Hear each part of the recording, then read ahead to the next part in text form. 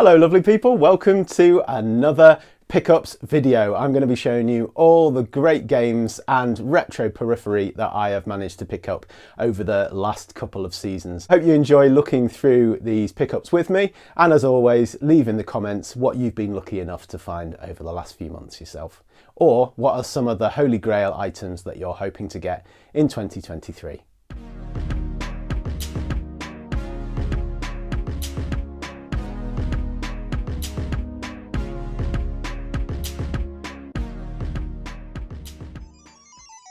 Although I was really late to the party, one of my favourite discoveries of 2022 was that the 3DS shop is still online, and I had to pick up a few of my favourites, including this one, the Zelda Oracle of Seasons game. Love this game.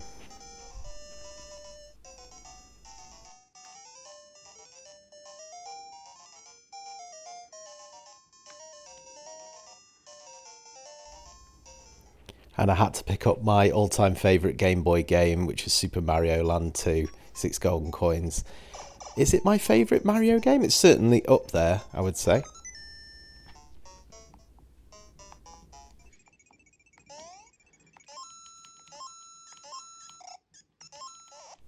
Ridiculously difficult to play this whilst filming, I have to say. I don't know how YouTubers do this on handhelds, but it was taking everything I had just to be able to move it from side to side.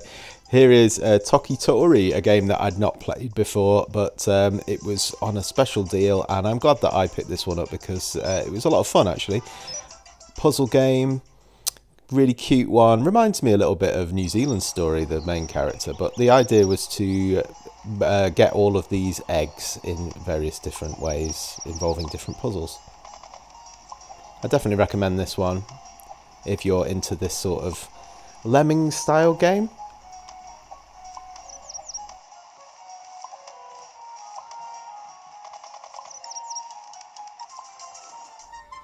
Completing the 3DS Zelda games, I was gifted Triforce Heroes for my birthday, and it's a really difficult one to play, this one, if you're like me and don't have any friends to play with. Certainly not friends with 3DSs. But it's a multiplayer Zelda game. You can actually play it single player, which is good, but it is really difficult. As you can see here, you have to keep on swapping between the different Zeldas to be able to do the puzzles, which is very, very frustrating at times. But it is playable. It is super cute. It's not what you'd call a fully fledged Zelda game, but I do enjoy it. Here is the Blob 2. If you watched my pickups video from a few months back, you'll know that I really enjoyed the Blob 1 on the Wii. So I had to pick this one up when I saw it. It's very different though in style, although you still have to like paint to save the world. You have to paint it different colours. It's done in this puzzle platformer way, which is just as much fun, I have to say.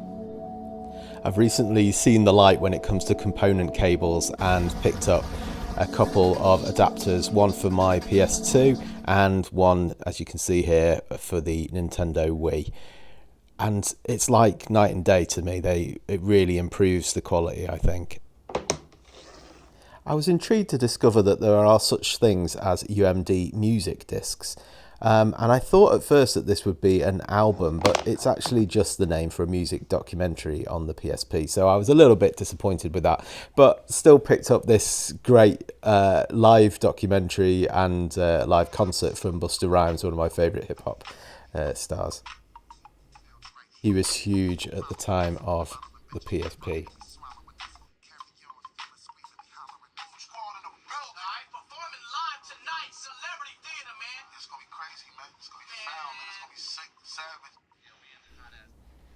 Another birthday present, I got this Elec Gear adapter for the Nintendo Switch. I've been wanting one of these for the longest time. Just can't get around those Joy-Cons, but this is really comfortable to play with, and yeah, works really well, as you can see here whilst I'm playing Link's Awakening.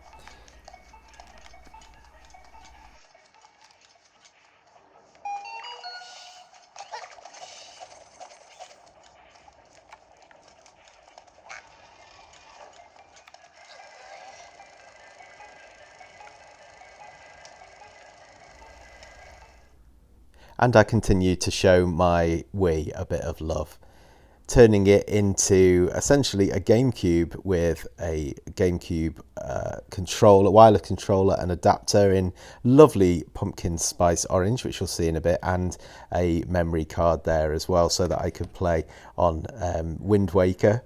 I got a component HDMI adapter, which as you were seeing before, really turns it from night to day and gives it a much better picture on a big modern telly. And here is that gorgeous pumpkin spice, as I call it, wireless game controller for the GameCube, which works really nicely with the modded Wii.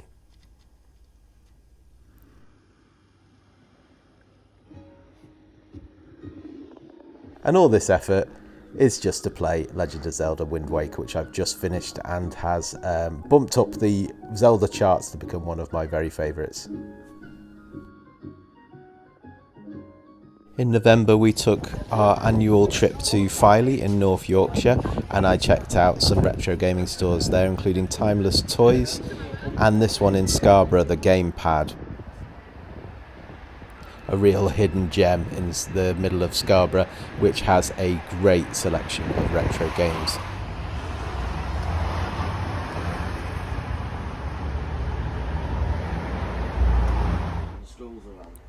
From floor to ceiling, it was packed with loads of different games, and half the fun was looking over this treasure trove to try and find the best deals.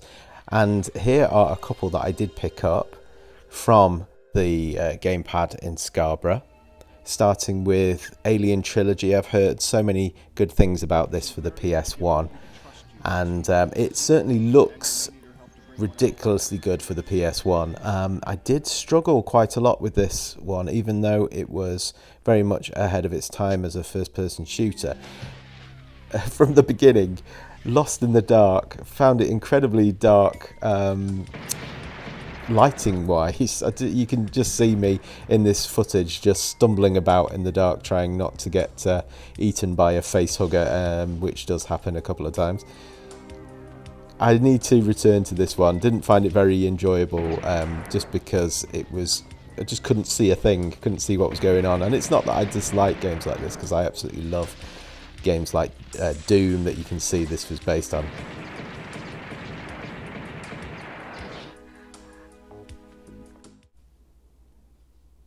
And carrying on the theme of really ahead of their time first-person shooters that I was terrible at, on the Sega Megadrive I picked up Corporation. Fascinating one, this one. I've wanted to have a go at this for quite some time, so I was chuffed to see it in the Gamepad. Again, very ahead of its time. Very blocky by today's standards, but reminded me a lot of Robocop 3 that I used to play on the Atari STE. It has this lawnmower man look to it. Very, very ahead of its time.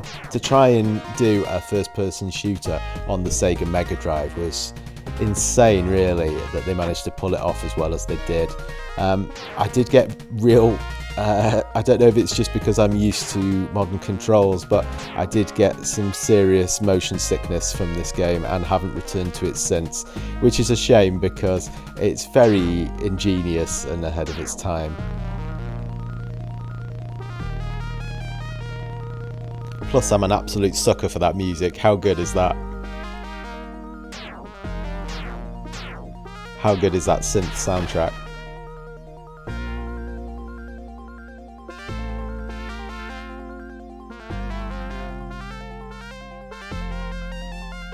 And then finally for Christmas, I was gifted this A500 Mini. Can't wait to get into this, and I'm going to do a separate boxing video for this soon. Thanks for watching that quick pickups video. I hope you enjoyed my choices. And as always, I'd love to hear your thoughts in the comments below. So be sure to like, subscribe, or maybe even share this with a friend. And I'll look forward to seeing you next time. Take care.